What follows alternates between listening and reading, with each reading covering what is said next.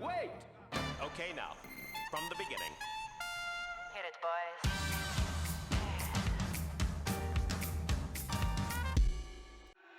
So I decided to challenge myself to develop an RPG, but here's the catch, I only have 2 weeks to do this. Now over the last 5 years, I've done prototypes involving third-person combat and Souls-like movement, so I decided to put my skills to the test and see what I can do. But before we get into it, make sure to wishlist my game on Steam, a multiplayer FPS with destruction physics called Havoc.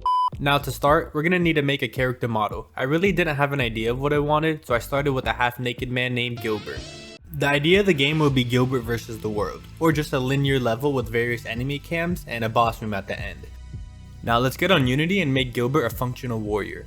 To do that, first we're gonna have to make a third-person controller, but I'm not a fan of recreating the wheel. It's a waste of time and I only have 2 weeks, so I'm gonna give you a 10-second tutorial. Unity Asset Store, third-person starter, download, import, and congrats, you're now a programmer with a degree from DCU.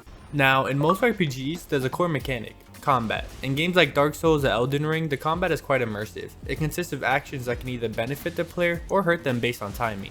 And unless we want to count this as combat, I'd say let's get to it. So the first step would be giving the player the core mechanics to combat. So strafing, weapon equipping, light and heavy attacks, and most important, dodging.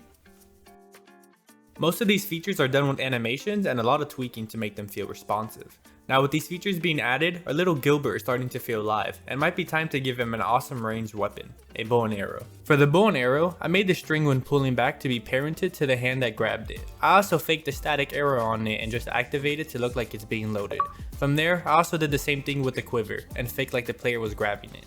Then on release, the arrows are hidden, and I spawn a new arrow that goes towards the crosshair direction, and the speed depends on how long the bow was charged.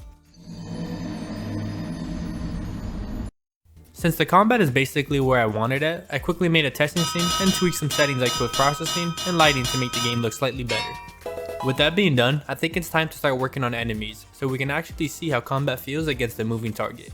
At first I started developing a state machine for enemies, but I quickly ran into messy code and it was hard to make it modular. So I found a free package from the Kiwi Coder, a basic behavior tree where you can create different nodes and customize it for each AI.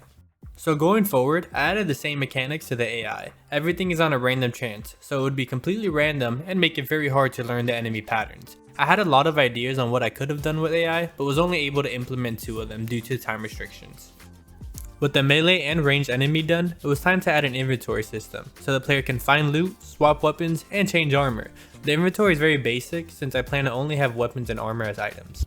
I also quickly made a chest system, which will randomly generate X amount of items with a rarity chance, so I can place these randomly around camps to reward players.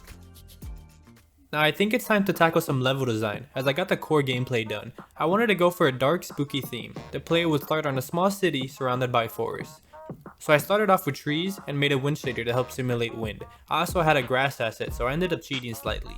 From here, I quickly made some modular props like plastered walls, windows, 4x4s, and a couple wooden planks. I'm also using cozy weather to help fill in the empty void in the skybox. It also really helps sell the spooky theme.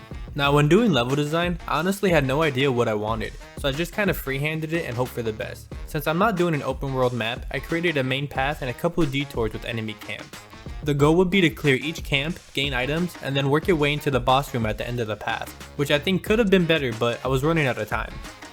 I wasn't really very strategic when it came to enemy placement. I kinda just gave them weird paths to follow and a couple guards at each camp ranging from range to melee. When attempting to go through and clear each camp, I quickly noticed that I would run out of health very quickly with no way to heal.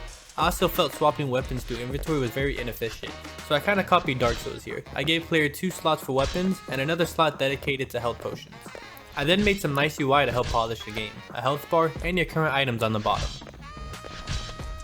I was able to reuse the health bar functionality for enemies, so when damaging them or being damaged you can see a nice UI effect to help visualize the damage done.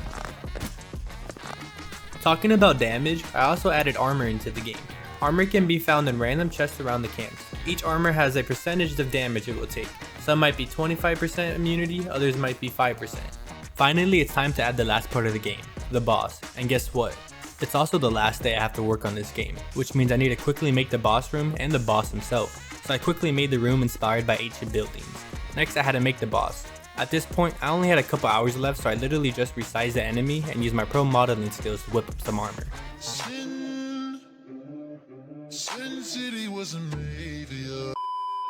Next, I reused the enemy AI and changed the attack animations to be slightly different. Honestly, my time management this time was really bad. I spent way too long on level design and the player mechanics compared to the boss itself. I have to call it quits. If I have more time another day, maybe I'll come back and make a unique boss, but other than that, I hope you guys enjoyed the video. See ya!